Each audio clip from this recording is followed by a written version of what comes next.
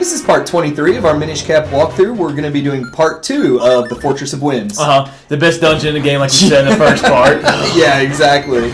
And we actually got a lot done in the first part, though, so we're kind of just spending this part getting deeper and deeper. Yeah, we just got to kind of go through and get keys and stuff, really, don't we? You really don't do anything else, but like these green rooms right here, they kind of remind me of like the Forest Temple. Yeah. I guess, and then like the dark rooms, like later on, I guess kind of remind me of the Desert Temple, so at least a crappy temple's, I guess, got that going for it a little bit. At least it can bring back some happy memories of you with the Forest Temple from Ocarina. Yeah, that's true. That is true. I don't know why I didn't unlock the door right there.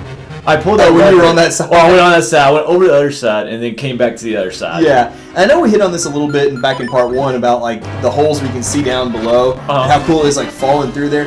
I just think it looks great being able to look down there and see the lower levels below your dungeons. You know what? We actually get a lot. There's actually a lot of treasure chests in this dungeon. Cause I remember again. I don't know exactly how many, but we ended up. There's a few. There's 2 red kinstones right there. Yeah. So, man, those spikes. Oh, that makes me so mad right there. Those spiked choo-choos, the only thing they're good for is getting in the way. They do, and you've seen us struggling with them all throughout. And I like your approach there. You finally said, screw it, I'm digging around. Like, I think you can place bombs on them? I think you can. I think you can bomb them, I don't know why I didn't try that. Well, you're just trying to get around it.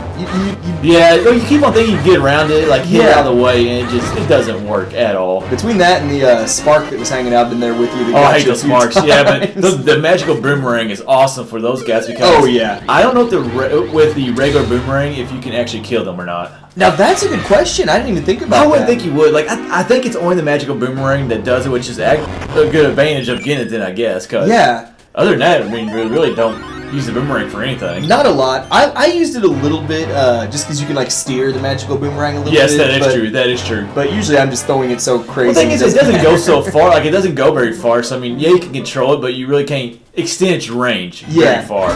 That is true. That is true. That's why I said it. Yeah. And I really like how you remember back in the Wind Ruins, which I couldn't remember the name of earlier, by the way. But the Wind Ruins, we had the concept where we had to climb into the Armo statues. Yes. And reactivate them. I liked how they brought that idea, from outside and brought it back into the dungeon. And then you'll see a little bit later on, we get to the boss. We kind of also use a similar concept. Actually, it's almost identical. It really concept that I also really like. And I mean, I agree with you. Like, being able to see the floors down through there. Yeah. I mean, you said it like in the earlier part of the video, but just like we always mention, like, for handheld, that's a pretty decent graphic, really. It really was, especially when you think, like, when the key fell down, that is exactly what it looks like down there. That's a good point, and like it actually even moves as you move too. Wow, really cool. Good job, Nintendo. Yeah, this is the best Zelda game ever. Whoa, let's not get crazy. But it is smart to remember to shrink before you fall down there. You might just think, just go grab the key and don't even think about it. But if you shrink, you're able to get this heart piece, which is really handy. I definitely did not get this heart piece. Like when I first played this game, I had no clue how to get that one. I kept on trying to move those blocks right there, thinking that's the way you did it. And Well, I kept on seeing that Minish tunnel, but I was like, how in the world? I guess I just didn't think you could actually fall as a Minish because that seems like a lot farther fall for Minish than it does Link. It's like a huge fall for Link. Yeah, it's gonna break your legs either way. Yeah, definitely. Ankles, legs, hip, everything. Yeah. Now, right here, I actually made a mistake. As you can see, I forgot to go up and get that key right there. Do not forget that, because I left that room. I just completely forgot about. So a little bit later on with backtracking, we'll actually get to the door. Backtracking because I finally remember I forgot that key. Yeah, it is easy to forget. Wanted to mention that as we walked right past it. Yeah, it's like because you shrink and you fall down, you get the piece of heart. Maybe you're feeling all happy about life. If you shrink, you can only go one direction though. If you shrink down, you have to go through that tunnel. That's true. But it is easy to forget about that key, as you just witnessed. And man, I tell you your what, favorite enemy right there. I hate Wizrobes in every single Zelda game. That room made it worse by having the 4 torches shooting at you. Dude, that was like flashbacks of the original Zelda, man. I don't remember if they had those like torches and with the Wizrobes, but they definitely had a Goma. Yeah. Like, we had to fight Goma in that one room, and those. Oh my god, I don't even think about that. It's like the worst room in The Legend of Zelda. No, Blue Darknet rooms are the worst rooms in The Legend of Zelda. Ooh, I don't know, man. When you had Goma and you had the shooting torches or whatever you want to call them, that was a tough room. Cause you know me, I hate the dark nuts, but. Either way, it's tough. It's a tough game. One thing I found myself thinking about today is like the moments, like they really, and we might mention this in the first part, we don't remember, but like the moments, like how does that like contribute to like the wind, like the aspect of this dungeon? Oh, like, I have it makes no no idea. sense. Like, okay, this is the wind runes.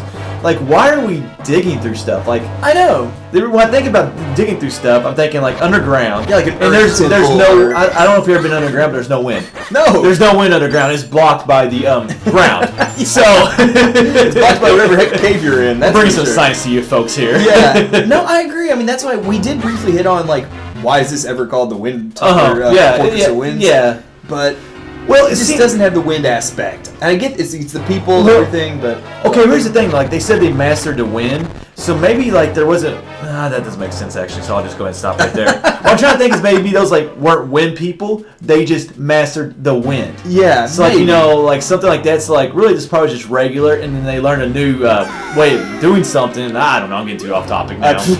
I'm trying to think about too much. We're trying to rationalize. Yeah. I'm just saying they had nothing to do with the wind, and then they mastered it, is what I'm trying to say. Yeah. So this is just like before that time of mastering the wind. Yeah. I don't even know what I'm saying anymore, to be honest anymore. just have another beer. I'm just babbling now. And here is where we get to the door, though. Perfect timing. And I realize that we forgot it. I like how I try to use my moments like 3 times. Like you would think after one time, I guess I thought I was in the wrong button or something, and I was like, oh crap, I forgot that key. And almost right away I remembered which key it was. At least you remembered it fairly quickly. And instead of like wandering all around the stupid dungeon looking at guides, trying to remember what key well, that's the thing, like, you prepare so much for these walkthroughs that when you do forget something, like it's hard to remember sometimes exactly what you forgot because you get used to a routine. Yeah. And like I don't know why, but that one just popped up in my head. I knew right away which one it was. And at least it was really close by though. I mean, it literally is just one door over. So it's not bad. I guess I could use I guess I could use actually I don't know where the other warp point is. I'm actually not sure either. So I don't know if that would have been beneficial or not. Well, to me, it took less than a minute. Yeah, it didn't take very long. Well, there's rooms of like the Palace of Twilight. Like I mean, there's a lot of backtracking in this dungeon because like we have like the right side that's kind of smaller, the left side is kind of smaller, and then like a big central like hub, but like a lot of rooms like in the center area. Don't even bring back horrible memories like, of the Palace of Twilight. It's like the Palace of Twilight. There's 2 smaller sides, and in the middle. But that's all we'll talk about. The Palace of Twilight ever again. Now, I really liked that bridge right there. That it was a little different. If you walked on there without your Pegasus boots, you were screwed. Yeah. Well, you actually had to start your Pegasus boots just a little bit quicker to actually get the timing right on that thing. Because if you started right as soon as it got back there, like you definitely did not make it past that bridge. Now, you just definitely don't want to do what we're about to do. We're going on a strong note. We're going on a strong note right we're going to end part 23 on a good note.